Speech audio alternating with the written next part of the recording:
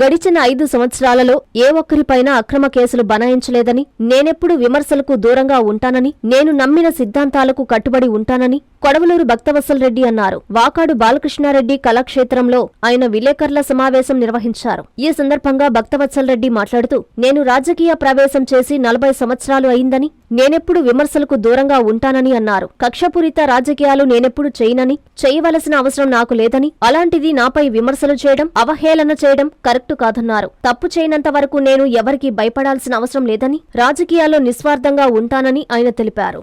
కనీసం శాసనసభ్యుడని కూడా అనలేదు. ఈ మొత్తంలో నాకు అర్థమయ్యేది, వాకాడు మండలంలో ఉండేటువంటి ప్రతి తెలుగుదేశం పార్టీ నాయకుడితో నాకు వ్యక్తిగత సంబంధాలు ఉన్నాయి. వాళ్ళ ఇళ్లలో ఏదైనా కార్యక్రమాలు జరిగితే నేను పోతాను, నా ఇంట్లో కార్యక్రమాలు జరిగితే వాళ్ళు వస్తారు. మాకెక్కడ పొలం గట్లు కాడ తగాదా లేదు, ఆస్తులు పంపకంలో తగాదా లేదు. కేవలం రాజకీయ విభేదం. వాళ్ళు వాళ్ళకిష్టం వచ్చిన పార్టీలో ఉన్నారు, నేను నాకు ఇష్టం వచ్చినటువంటి పార్టీలో ఉంటాను. ఎన్నికలప్పుడు తీవ్రంగా పనిచేస్తాం. ఎన్నికలప్పుడు ఆయన పార్టీ వైపు ఆయన మాట్లాడతాడు, నేను మాట్లాడతాను. కొంత వేడి వాతావరణం ఉంటుంది. అంతేకాని ఎన్నికలు అయిపోయిన మరుసటి రోజు నుంచి అందరం కలిసిమెలిసి పనిచేస్తాం. కానీ ఈనాడు అందరినీ అంటం లేదు. 195 మంది ప్రతిపక్షాన్ని గురించి కూడా నేను మాట్లాడటం లేదు. కొంతమంది వ్యక్తులు స్వార్థ ప్రయోజనం కోసం ఈ పరిణామాలన్నింటినీ వాళ్లకు అనుకూలంగా మలుచుకునేదానికి నాకు ఎవరి మీద వ్యక్తిగతంగా కక్ష, కార్పణ్యం, ద్వేషం ఏ ఒక్క నాయకుడి మీద లేదు. ఏదైనా కొద్దిపాటి రాజకీయ విభేదాలు ఉంటే ఉండొచ్చు. దీన్ని నేను పరిశీలించింది, గమనించింది.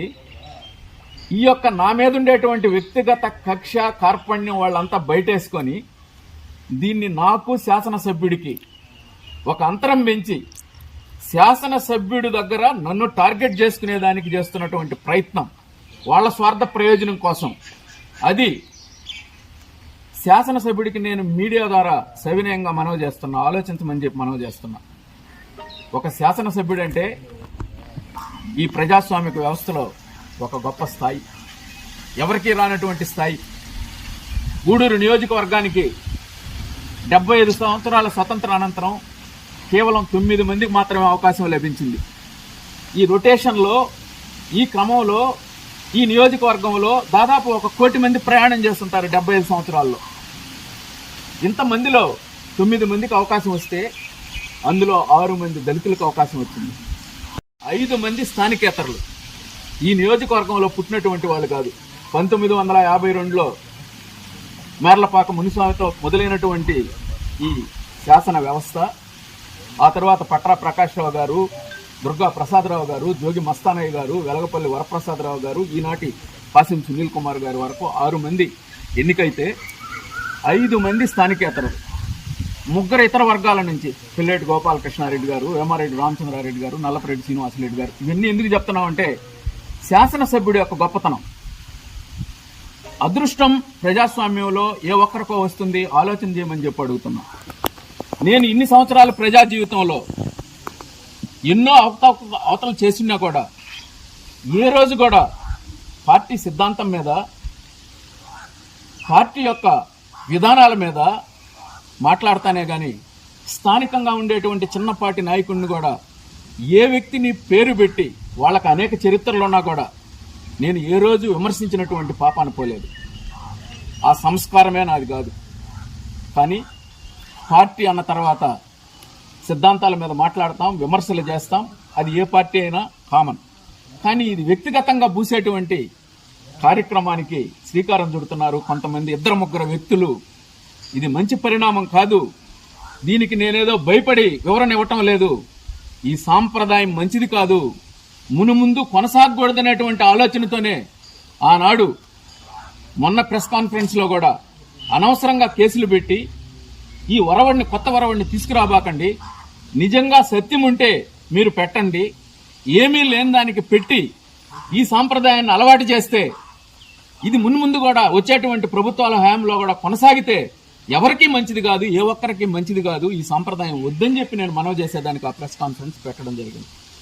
ఈరోజు ఇది కూడా చెప్తున్నాను, ఈ తిట్ల సంస్కృతి, ఈ నీచమైనటువంటి భాష వాడడం, ఇవన్నీ నాకు చేతరాకు కాదు, ఆ భాష తెలియక కాదు. అది నా సంస్కారం కాదు. నేను ఆ స్థాయికి దిగజారను, ఆ భాష మాట్లాడను, ఆ భాషకు వివరణ కూడా నేను ఇవ్వదలుచుకోలేదు.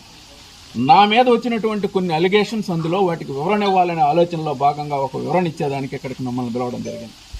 నిన్నటి సమావేశం సిఎంఆర్ అండ్ చందన బ్రదర్స్ లో వెండి వెలుగులు 2500 రూపాయల పైన వస్త్రాల కొనుగోలుపై వెండి ఉచితం. Wedding celebration sale. మా కంచి మాస్టర్ వీవర్స్ వారి కళా నైపుణ్యంతో అల్లిని అసూయపడేట్టుగా నేయించిన కంచిపట్టు చీరలు మీ ఇంటి జరుగు వివాహ వేడుకలలో మీకు మరింత అందాన్ని చేకూర్చుతాయి. వేలాది రకాల కంచిపట్టు, ధర్మవరం, దేవరాగ పట్టు, ఇక్కత్ పట్టు, కామాఖ్య పట్టు, సౌభాగ్య పట్టు వంటి వేలాది రకాల కంచిపట్టు చీరలు కంచి ధరలకే. ప్యూర్ జార్జెట్ చీరలు, ఫ్యాన్సీ చీరలు, డిజైనర్ వర్క్ సారీస్, కాటన్ చీరలు, నేత చీరలు, పెట్టుబడి చీరలు మిల్లు ధరలకే. Men's wedding suits, sherwanis, kurta pyjama, branded readymades, women's wear విభాగంలో churidars, dress materials, ghagras, western wear, చిట్టిపొట్టి చిన్నారులకు అందమైన రెడీమేడ్స్, సరికొత్త మోడల్స్ హోల్సేల్ ధరలకే.